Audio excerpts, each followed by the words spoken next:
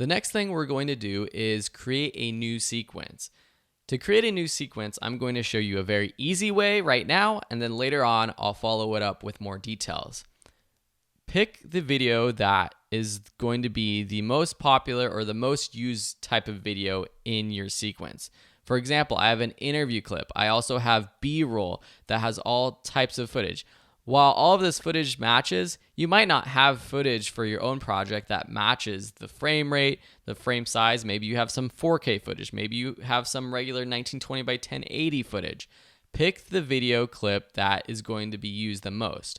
For me, it's going to be my interview clip. So I'm just going to take this clip and literally just drag it onto this new item button, this one that looks like a post-it note. What happens is a new sequence pops up. Our footage is added to the timeline already, and the sequence settings for this timeline match our video clip.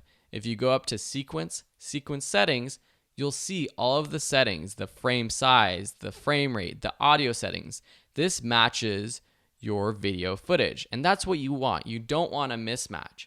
So when you're choosing which video to use, just remember, use the video that's going to be used most in your video sequence.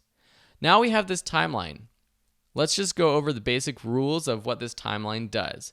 We have our video tracks up here, our 3 video tracks. Then we have our 3 audio tracks down here. We can move a video clip or audio clip around by dragging up or dragging down to a new track or moving to the left or right. We see at the top we have our time.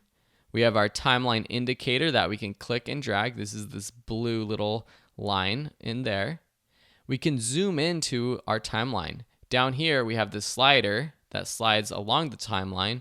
At the end, if we click the end and drag in or out, we can zoom in.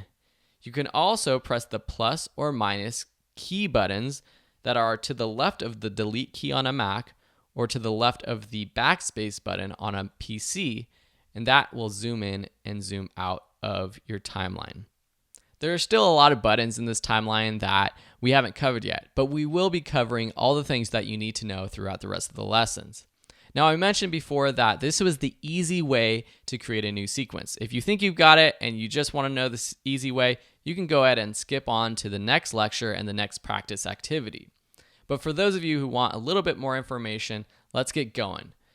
You can, instead of dragging into this new item button, just click New Sequence. You could also go up to File, New Sequence, and this will pop open the New Sequence module where you actually can choose the sequence settings yourself. There are 3 tabs, your sequence presets, settings, and tracks. The sequence presets, these actually have some presets for different types of cameras and different types of shooting that might match what you want. For example, maybe you shot with a digital SLR, a DSLR, and you shot at 1080, 24 frames per second. You might want to just select that preset. Maybe you shot on a RED camera. They have lots of different RED preset settings. So that's one way to do it. Or you can choose your settings yourself, customize it. Go to the Settings tab, drop down to Custom under Editing mode. Then you can go through everything. The time base, what's your frames per second? 23976, 29997. Your frame size, 1920 by 1080, or is it 1280 by 720? Make sure that it matches how you shot your footage. Pixel aspect, fields, display, these will all stay the same. Audio, sample rate, 48,000 hertz. That's typically what you want to choose. Display format, audio samples is good. Video previews. All of this will typically stay the same, except if you have a smaller frame size, say 1280 by 720, this will change as well to match your frame size. At the bottom, you can rename your sequence. So if you have documentary version 1, you might want to call it that. And last is the tracks. This is where you number how many video and audio tracks you want. The standard is set to 3. We have 3 video tracks up here and 3 audio tracks. We can add audio tracks later on. It's very easy. I'll show you in just one second. When you're done and you're happy with your settings, just click OK.